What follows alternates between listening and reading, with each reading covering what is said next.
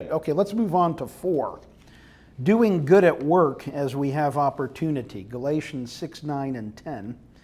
And let us not grow weary of doing good, for in due season we will reap if we do not give up. So then, as we have opportunity, let us do good to everyone, and especially those who are of the household of faith. Now, we're exhorted here not to grow weary of doing good. I mean, that means doing good can be such that it's wearisome if we're continually initiating. We're going to reap if we don't give up. So then as we have opportunity, let us do good to everyone. So let me develop that just a little bit.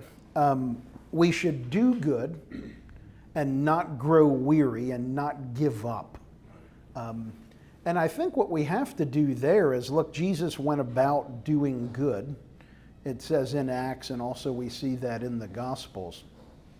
And that's just helping. It might be healing when he healed the 10 lepers, and 9 just went on their way. The one who came back was a foreigner, and he gave thanks. But some people will take advantage of us when we do good. But that's one of the reasons why I think it says, do not grow weary, because it doesn't mean everybody's going to respond well when we do good. For in due season we will reap if we do not give up. So then, as we have opportunity, let us do good to everyone. I think that means, it's pretty self-explanatory there, that opportunities are there. We need to be on the lookout. We need to be proactive, kind of like the ant. And we talked about earlier. And as we have, what's the opportunity today or this hour that we have to do good to someone? How can we do that? So again, it's recognition, being alert. It's discernment. Is this a situation in which I can do good and help?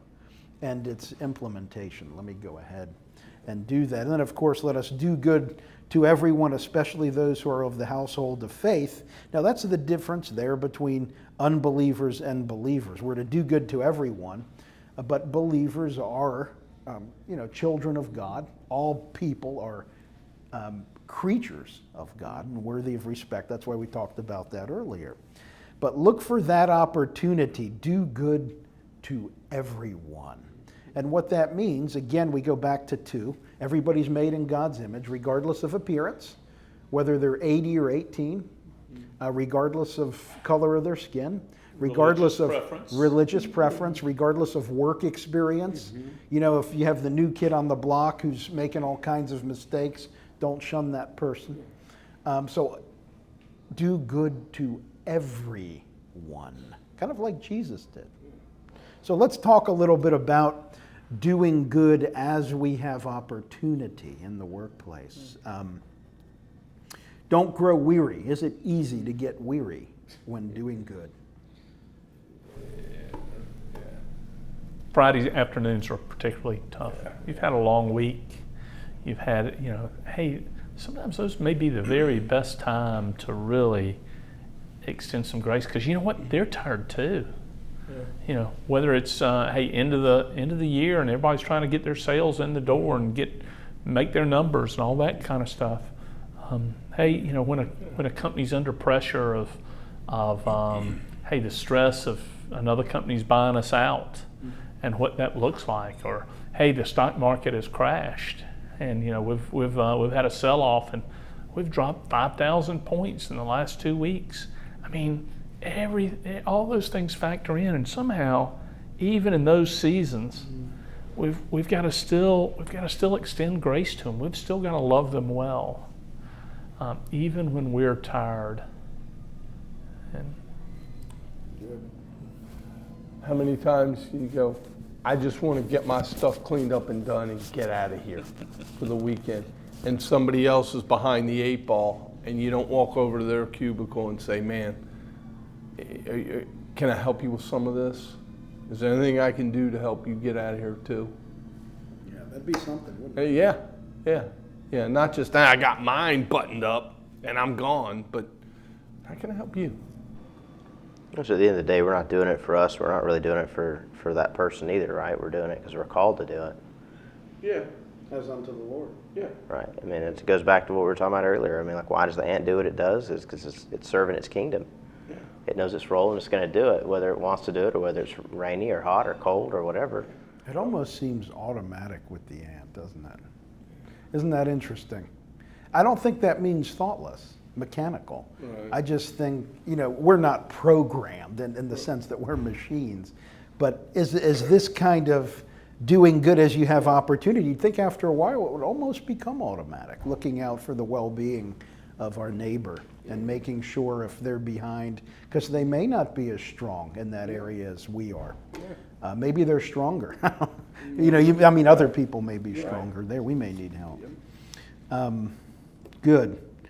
So don't give up. And I think that's the persistence that we see in Jesus, not giving up and doing good. And you know what's interesting is a lot of the time, when you go back and read the Gospels, I know you've done this, I've done it recently, so it's on my mind.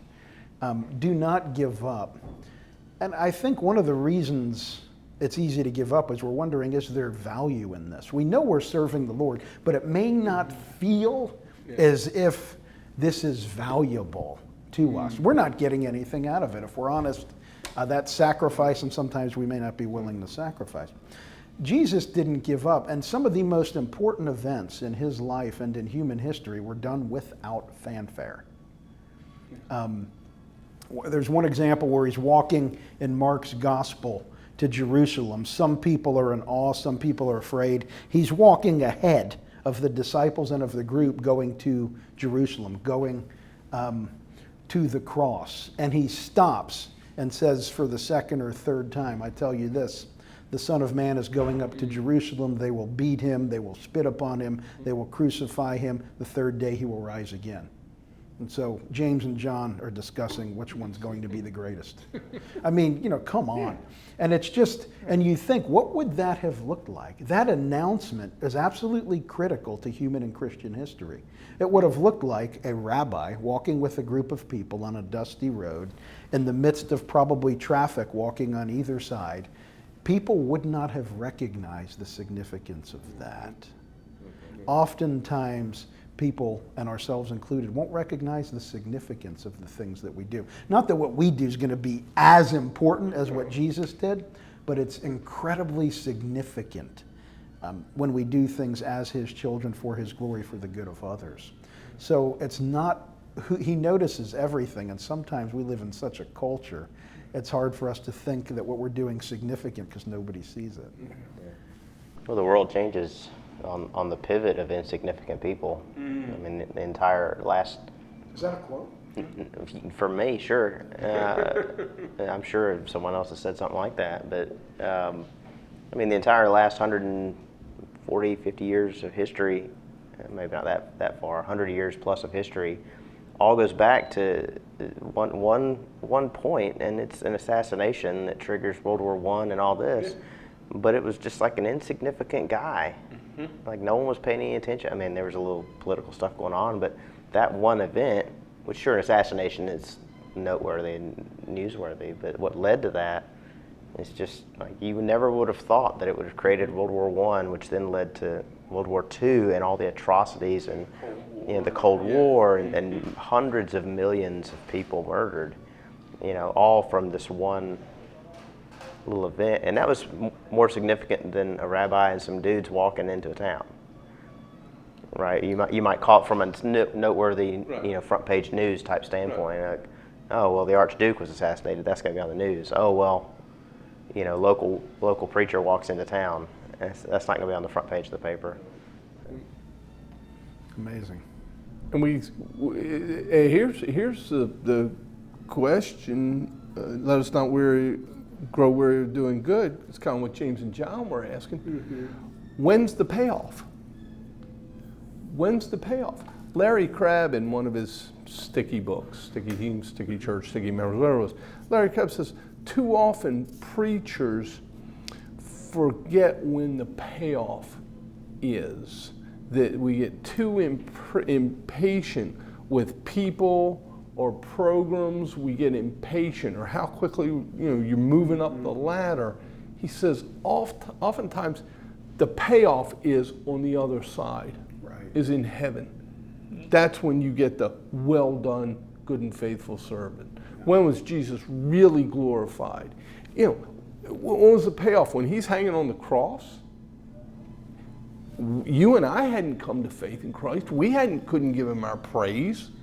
The payoff came, in our cases, thousands of years later.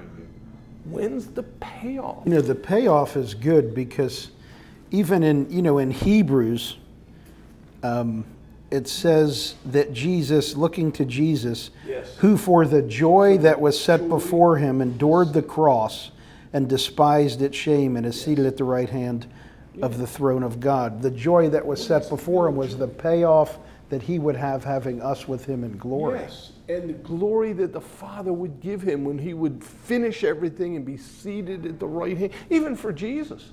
It wasn't until he got seated at the right hand of the Father, the work wasn't completely done. That's right. And that was going to happen after his death and after a lot of other stuff. And so often we're like, if I will not grow weary, maybe the payoff doesn't come till I'm in heaven and I see Sharon or Susan or DeAndre, Thomas or Drew.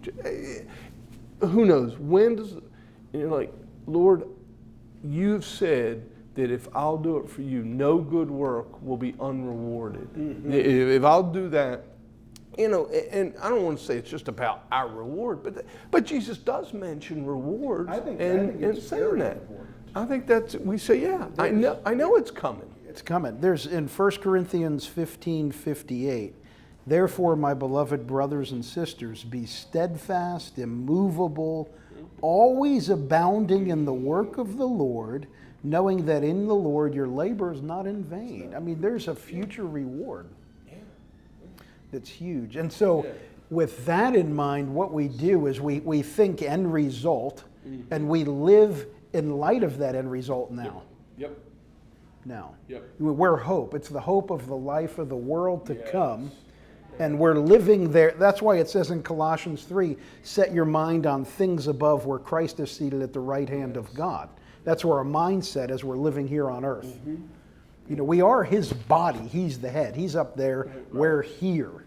But we're connected to him in such a way that we know we're going to be where he is one day. And that's our reward. Good. I think that's helpful.